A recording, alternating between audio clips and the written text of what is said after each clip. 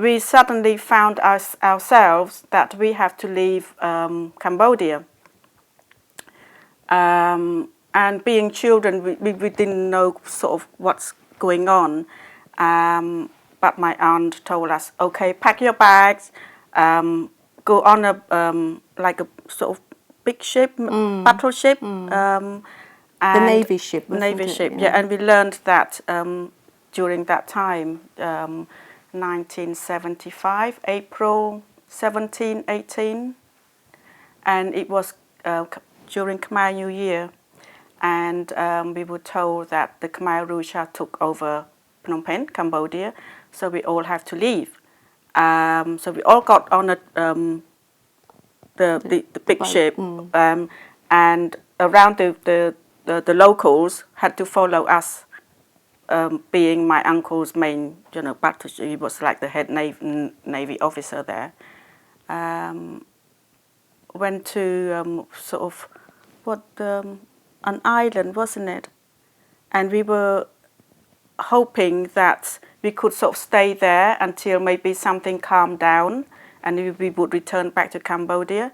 But we were not possible, so we had to head to Thailand. And we were like the first, at that time, probably we were known as the first boat people. When they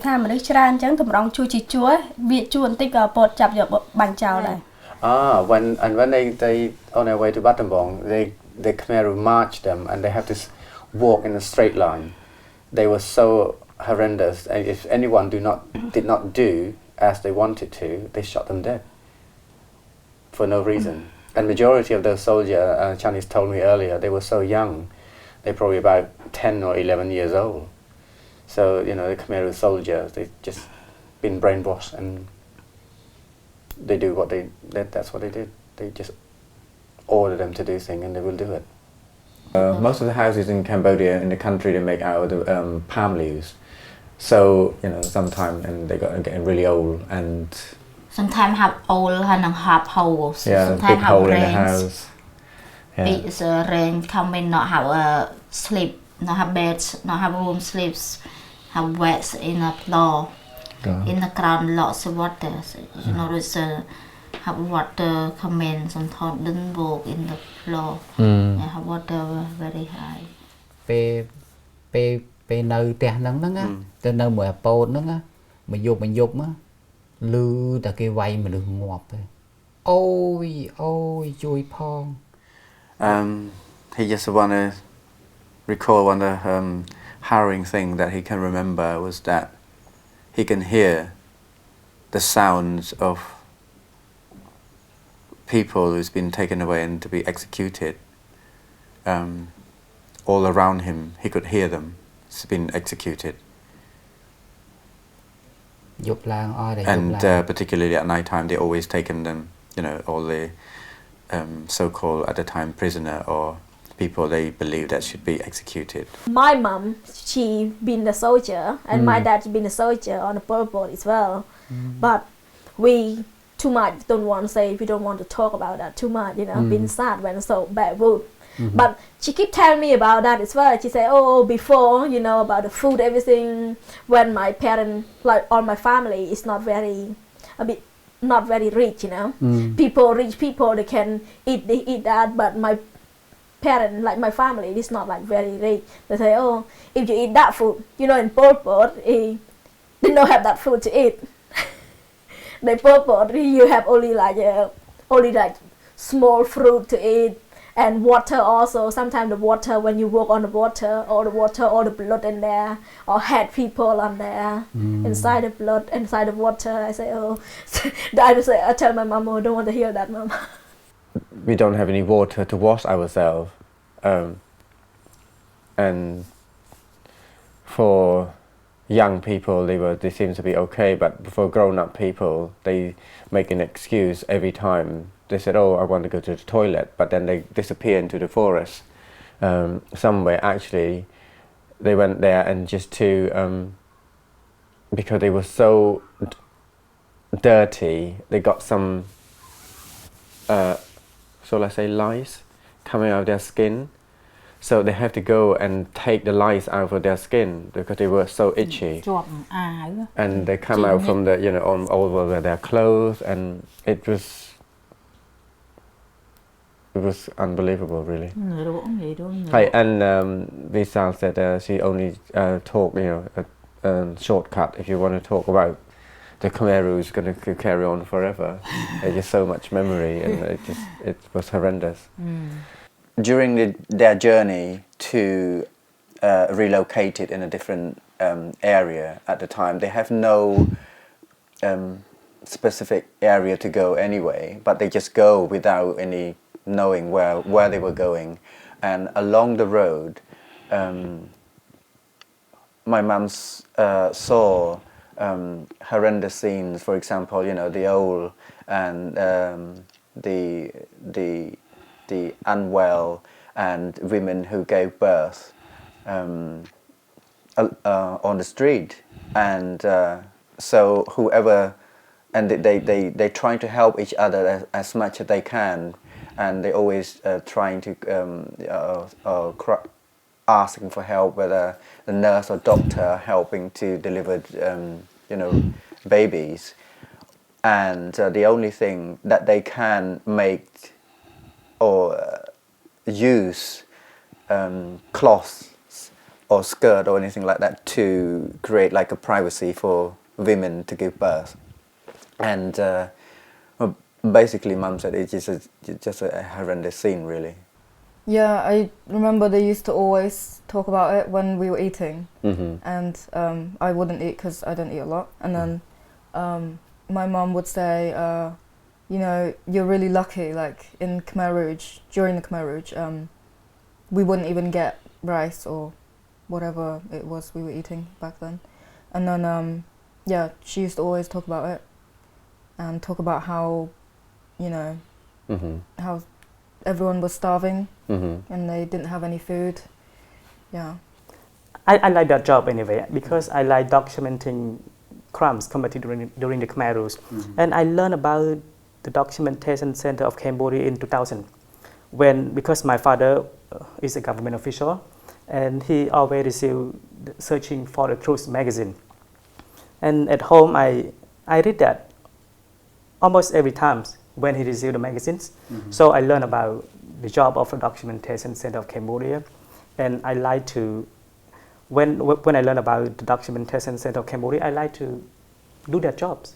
And to me, it is very interesting because I like to learn more about what happened during the Khmer Rouge. And another thing is that everybody every survivor tell me about the Khmer regime. But what they told me is not very clear, so I want to learn more. So I joined DCCAB in May 2004. And on that piece, the choreographer, they won the wheelchair dancer. And Katie, she can't find one. And then she know me. And then she tried to contact to my school director. And then my school director contact me. And they asked me, would you like to join a dance group? I say, yes, I would love to, but to be honest with you, it's my background, I'm not a dancer at all. And they say me that, Snowberry, come and join you and then we can train you and we show you how to work. So I joined them for three weeks for full time. And after that, I have my first performance in Suvarnabhumi in Phnom Penh. សម្ពុតឬលុយมันច្រើនប៉ុន្តែដូចជាធ្វើបុណ្យឲ្យពួកគាត់ Hey just mentioned that every time she go home she will bring her clothes and donate the clothes to the poor, and also she tend to what's it called, like a small religious celebration, but at the same time bring all the elderly, a lot of the elderly in the local and the poor, and then she will collecting all this money and then donating this money to the elderly. And I think it's the only way that she can think of that she can give something back, and because she's always feel quite under pressure in a way to do something when she go home. She can't help it because the country is so poor. Like Cambodian country is the poor country, so the old people cannot afford to pay, you know, like the carer or someone to help in the home, you know. So when I start with them, I feel like oh, so sorry about the elderly people in Cambodia.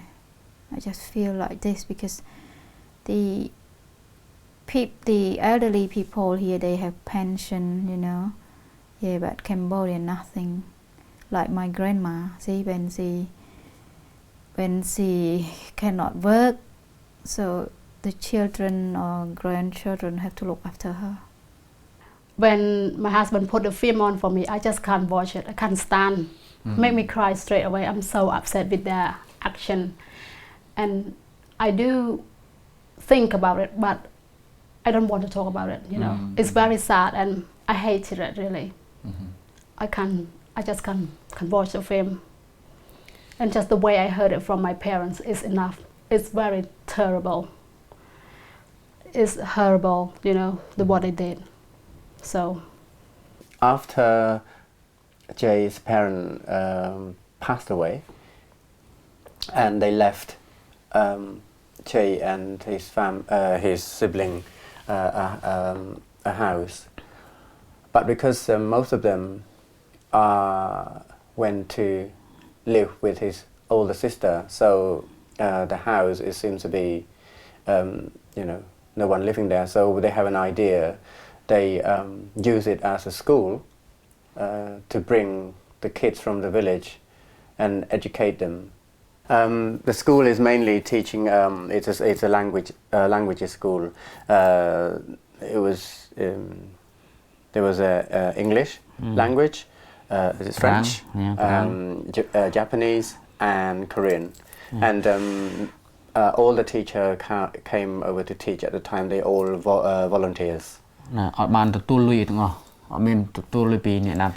they all volunteers. They don't get paid or anything at all. Yeah. We're all in France with my cousin getting married, and then we're taking a picture, and then they realized that it was the first time that they were all four of them together in like 30 plus years, you know. And we're like, because they would see each other, okay, one, you know, or two together, three maybe together. There's always someone missing, you know. And my aunt, who's really, you know, she's really strong and funny, and she's just, you know, she lost it. She completely started to cry. We had pictures there. We had a little ceremony and just doing a prayer for our ancestors and things like that.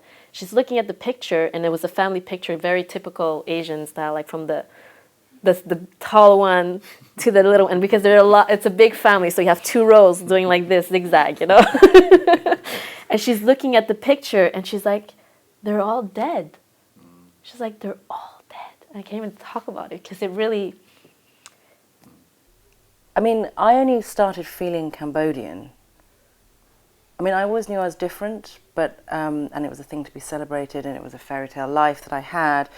But when I remember when I was 14 years old, I said, right, I'm going to go back to Cambodia and find out what Cambodian means. So from a very young age, I was always certain that I was going to go back and understand what Cambodian meant, because, you know, I'd do all these little speeches at school about, you know, my interesting life, early life and all the rest of it, but I had no idea what that really meant.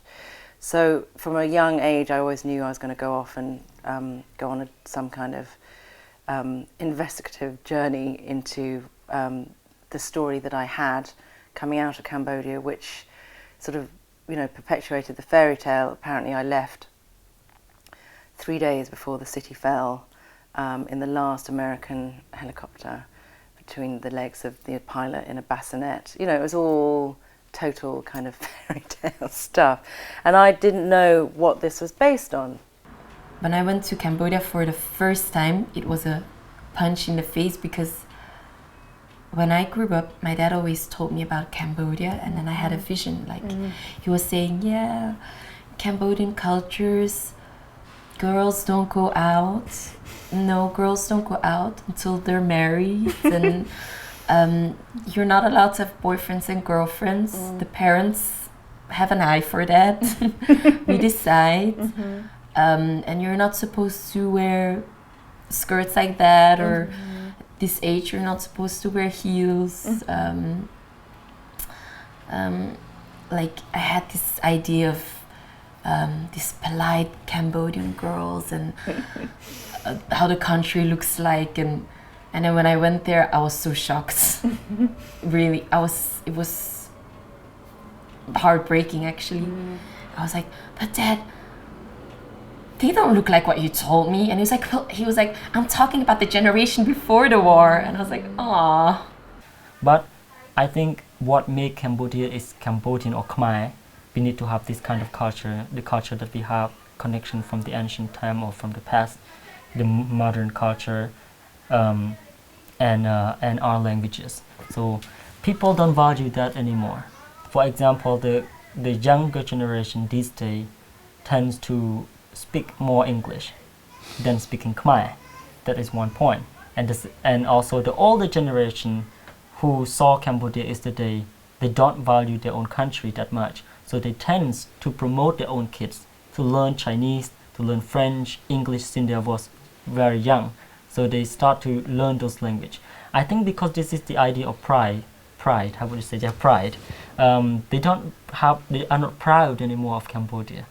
So I think this is part of the Khmer Rouge problem, because we lost educated people, we lost the knowledgeable people, we lost the artists, those who are the engine of the culture. I did not go to school, but funny thing, I learned by watching TV. Okay. And the program, I just try to pick up, you know, what they say and try to understand all that. And try to communicate with the family that I live with as well, because you need to communicate with the children. Try to understand them, you know, see what they mean, what they're saying as well. That's how I learned. And after about a few years later, I went to college. The family put me in a college. I wouldn't say that school was easy. I struggled quite a bit, and you know, English and everything. And I always wanted to be a nurse. And I was just determined to pass my exam, and then got into nursing school, because it was a struggle with English and everything, and they wanted English for nursing. So I eventually got it and went nursing, and again still struggled through nursing as well, because exam came, English not my first language, so I worked hard, I failed a couple exams, resat it, got it. So now I'm, well, I don't know, through working very hard to get there, because I was determined that I have to get there. But anyway, I did my best, and you know, when I was in Cambodia, and I studied hard, got to work in the Ministry of Tourism, and later on in 1994, I had the scholarship to come to study in Austria. But after my study, I didn't want to go back home at the time. I think because of that reason, I said that earlier. Although Cambodia was fine, and I'm being proud of who I am as a Cambodian guy, a Cambodian person.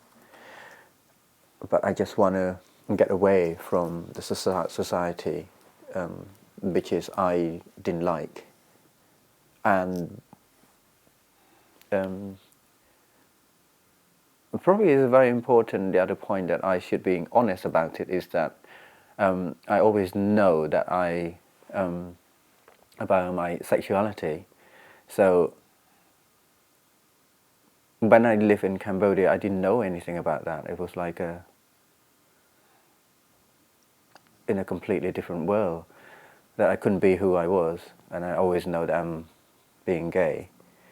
And then when I come here and live in the Western world, it changed completely, and I just realized that, my God, how much freedom we have in the Western world.